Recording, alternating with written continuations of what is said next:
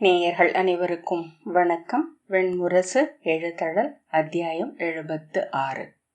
குருதி விதை 7. முதற்காலையிலேயே அர்ஜுனனிடமிருந்து செய்தி வந்தது. சதாநீகன் உபரிகையில் நின்று மதுராவை நோக்கிக் கொண்டிருந்தான். இந்திரபிரஸ்தத்தில் அவன் ஆலயங்களுக்கோ கோட்டை முகப்புக்கோ செல்லும் வழக்கம் இருந்தது. ஆனால் மதுரா இருளில் அச்சமூட்டியது. படியேறி வரும் ஏவலனின் காலடி ஓசைகளை கேட்டு அவன் திரும்பி நோக்க, அவன் வந்த தலை வணங்கி, ஒளி எழுந்ததும் கிளம்ப வேண்டும் என்று இளைய அரசரின் ஆணை என்றான். தலையசைத்த பின்னர் தான் அவன் உள்ளம் பதற்றம் கொண்டது. செய்தி வந்திருக்கிறது என்று அதற்கு பொருளா? இளையவனை எழுப்புக என்ற பின் அவன் நீராட்டறைக்கு சென்றான். நீராடி எழுந்து அணி செய்து கொண்டிருக்கையில்தான் நிர்மித்ரன் ஏவலன் துணையுடன் துயில் விழிக்காத கால்களில் நடந்து வந்தான். துயில் நனைந்த குரலில், செய்தி வந்துவிட்டதா மூத்தவரே என்றான். தந்தையின் ஆணை, நீ விரைவில் ஒருங்கி எழு என்றான் சதாநீகன். அவன் ஒருங்கி வந்து முற்றத்தில் காத்து நின்ற போது ஈரமுலராத குழலுடன் நிர்மித்ரன் மூச்சிறைக்க கீழிறங்கி வந்தான். நான் இன்று கிளம்ப வேண்டி இருக்கும் என எண்ணவே இல்லை மூத்தவரே. நேற்று இரவு பிந்துவது வரை செய்தி ஏதுமில்லை என்றான். தேர்ப்பாகன், தங்களை அகத்தளத்திற்கு அழைத்து செல்லும்படி ஆணை இளவரசே என்றான். அகத்தளத்திற்கா? அன்னை அரசியரையா சந்திக்கவிருக்கிறோம் என்றான் நிர்மித்ரன். சதாநீகன் ஒன்றும் சொல்லாமல் தேரில் ஏறிக்கொள்ள நிர்மித்ரன், நாம் அரசியரிடம் விடைபெறப் போகிறோம், அவ்வளவுதானே என்றான். சதாநீகன் அதற்கும் மறுமொழி சொல்லவில்லை.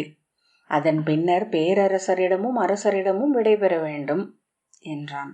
சதாநீகன், அரசர் நகரில் இல்லை, இன்று முற்புலரியிலேயே கிளம்பி இருப்பார் என்றான். ஆம், அவர் அவ்வாறு சொன்னார். ஆனால் முறைப்படி வாழ்த்து பெறாமல் செல்வாரா என்ன? அவர் செல்வது காணேகல். அது ஒரு சிறு துறவு. சொல்லாமல் செல் என்பதே அதன் வழி என்றான் சதாநீகன். நிர்மித்ரன் நீள் மூச்சுடன், ஆம், நம் தந்தையரும் அவ்வாறே செல்கிறார்கள் என்றான். ஒரு நாள் அவ்வாறு கிளம்ப வேண்டும் என்பது என் விழைவு. நெடுந்தொலைவுகளுக்கு காஞ்சனரை ஏற்றிய அஷ்டதிக் விஜயம் சொல்கிறதே, நம் தந்தை மேற்கே கல்மிதக்கும் கடல் வரை சென்றிருக்கிறார் என்று. மெய்யாகவே அத்தகைய கடல்களும் மழையறியா மணல் நாடுகளும் உள்ளனவா? அங்கெல்லாம் அவர் சென்றாரா என்றான். சதாநீகன், சென்றிருப்பார் என்றான். கதைகளாக கூட இருக்கலாம், எவரும் தெளிவாக சொல்வதில்லை. ஆனால் நானும் ஒரு நாள் செல்ல வேண்டும் என எண்ணிக்கொண்டேன் என்ற நிர்மித்ரன் சிரித்து, நான் செல்ல போகும் இடங்களை கவிஞர்கள் இன்னமும் உருவாக்கவில்லை போலும் என்றான். அரண்மனை கோட்டைக்குள் நுழைந்து இடப்பக்கம் திரும்பி வளைந்து சென்ற அகத்தள வாயிலில் தேர் நின்றது. அவர்கள் இறங்கி நின்றனர். அப்போது மறுபக்கம் ஓசை கேட்க நிர்மித்ரன் திரும்பி நோக்கி, மிகச் சரியாக வருகிறார், பொழுதும் தொலைவும் அவர் கணக்கில் இருந்து வழுவுவதே இல்லை என்றான். அர்ஜுனன் சிறிய தேரிலிருந்து இறங்கி நேராக வந்து சதாநீகனிடம், செல்வோம் என்று சொல்லி படிகளில் ஏறினான். கூடத்தில் நின்றிருந்த செடி, இவ்வழி அரசே என அவர்களை வழி காட்டி அழைத்து சென்றாள். அவர்களை இடைநாழியினூடாக கூட்டிச் சென்று சிற்றறை ஒன்றில் அமர வைத்தாள். தலைவணங்கி அவள் வெளியேற சதாநீகன் எழுந்து நின்றான். அவன் அருகே வந்து நின்ற நிர்மித்ரன், மிகச் சிறிய அறை என்றான். தொன்மையான அரண்மனைகள் இப்படித்தான் இருக்கும் என்றான் சதாநீகன். ஏன், அன்றிருந்தவர்கள் பெரிய உடல் கொண்டவர்கள் என்றல்லவா நூல்கள் சொல்கின்றன என்றான் நிர்மித்ரன். ஆம், ஆனால் அவர்கள் காற்றிலும் ஒளியிலும் வாழ்ந்தனர், ஐம்பெரும் பருக்களை சான்றாக்கி உரையாடினர்.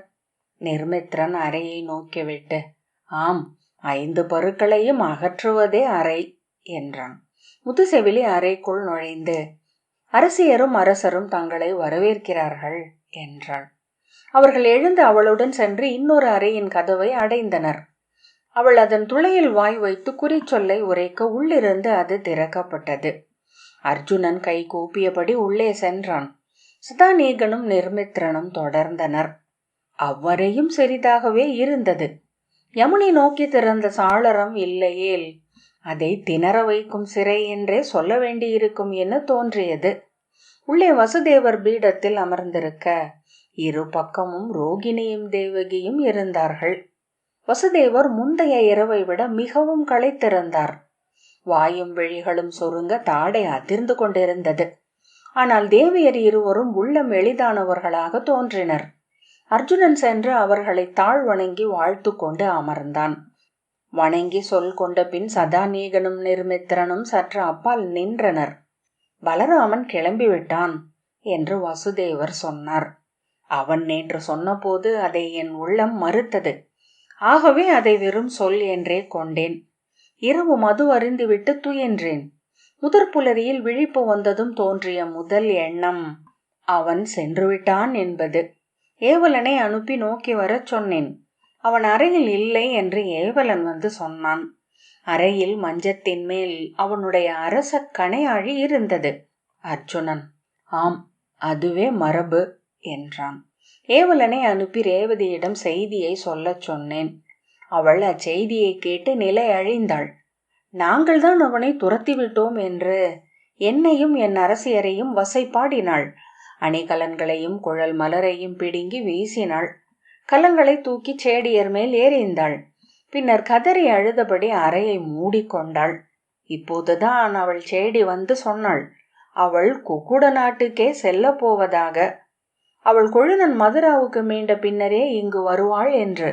அர்ஜுனன், அவர் மைந்தர் மதுவனத்தில் அல்லவா இருக்கிறார்கள் என்றான்.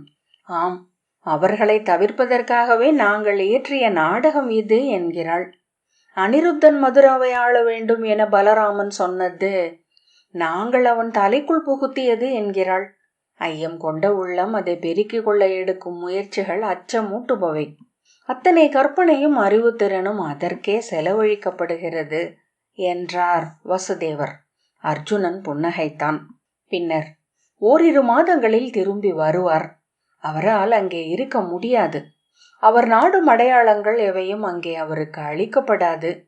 இங்கு வந்து பலராமரின் அரசியாக மதுராவை தானே ஆட்சி செய்ய முயல்வார் என்றான்.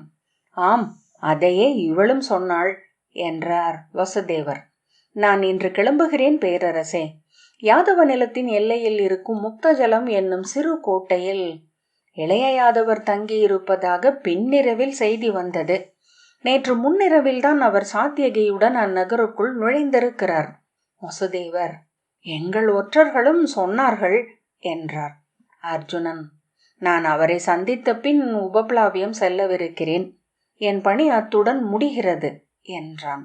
வசுதேவர், நன்று, யுதிஷ்டனுக்கு என் வாழ்த்துக்களை தெரிவி என்றார்.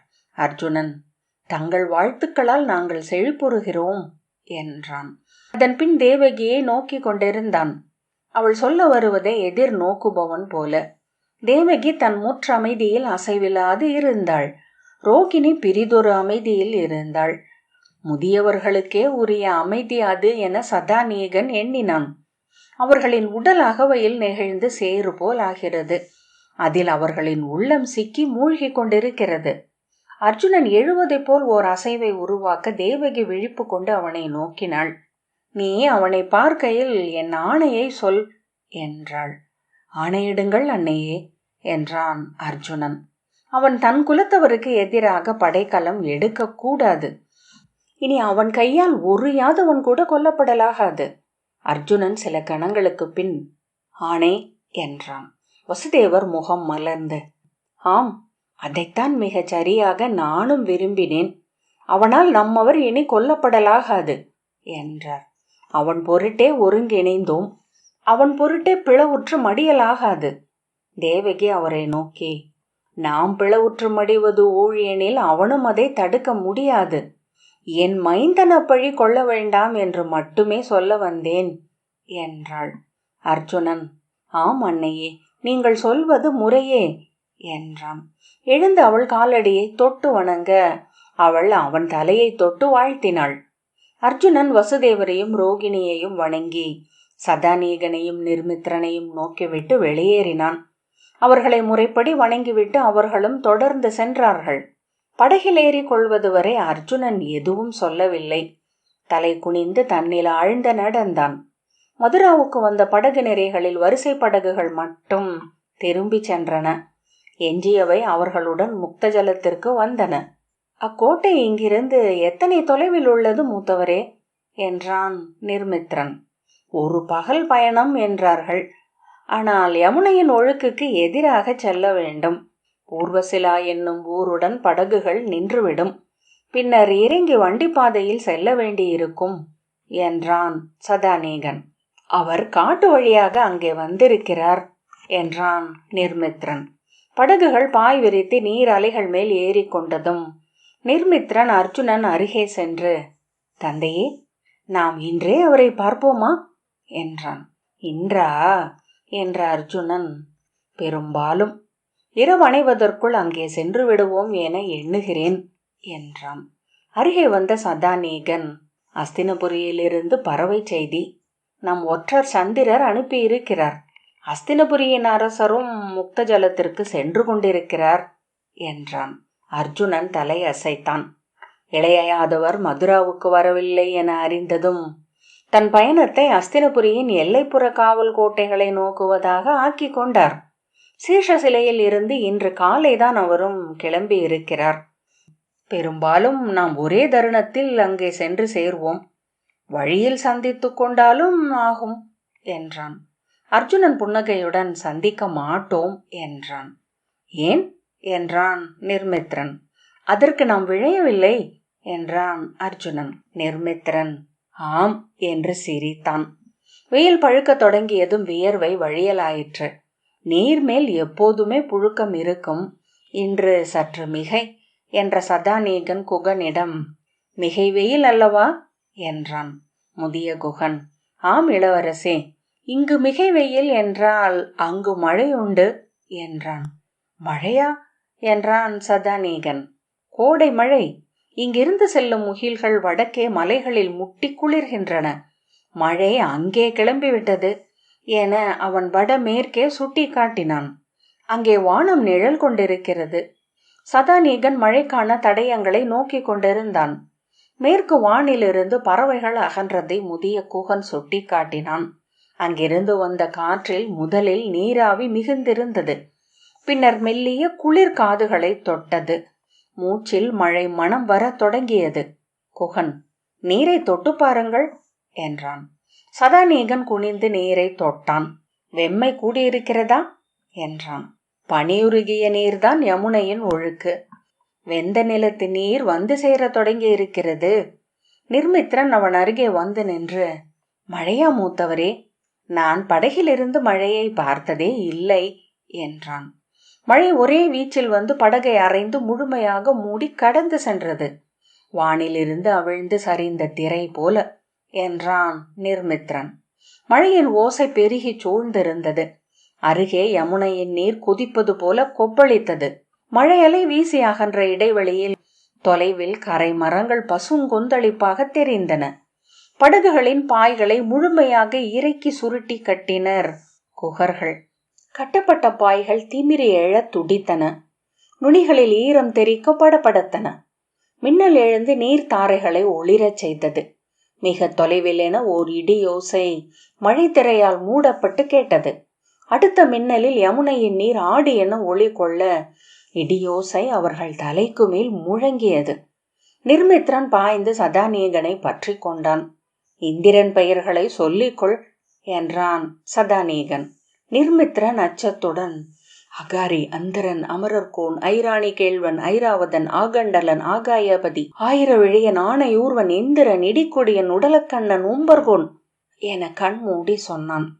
அடுத்த இடையில் கண் விழித்து கயிற்றை பற்றி கொண்டான். சென்று அறைக்குள் அமர்ந்து கொள் என்றான் சதாநீகன்.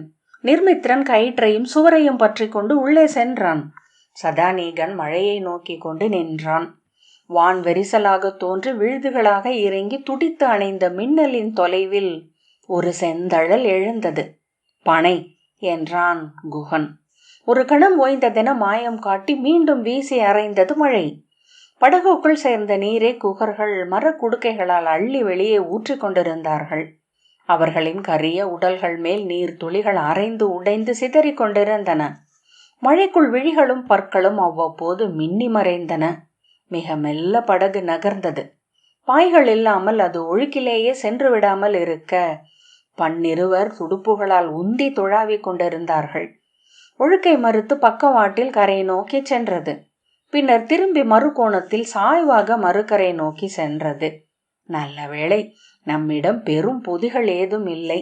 இல்லை என்றால் கரையணைந்து நிறுத்திவிட்டு காத்திருக்க வேண்டியிருக்கும் என்றான் முதிய குகன். மழையின் ஓலம் செவிக்கு பழகிய பின்னர் சிறிய ஒலிகளை கூட கேட்க முடிந்தது. இரும்பாலான பாய்மர கண்ணிகளா செய்யும் ஒலி, கயிறுகளின் முனகல், அலைகள் படகின் வயிற்றை நக்கும் ஓசை, அப்பால் ஏதோ பாறையை யமுனை வளைந்து செல்வதன் முழக்கம். கைகளை கட்டி சுவர் சாய்ந்து நின்று அவன் மழையை நோக்கி கொண்டிருந்தான். பின்னர் உணர்வு கொண்டு, தந்தை எங்கே என்றான். குகன் சுட்டி காட்டினான். அமரமுனையில் கைகளை மார்பில் கட்டியபடி வானில் எழுந்த மின்னல்களை நோக்கி அசையாமல் அர்ஜுனன் நின்றிருந்தான்.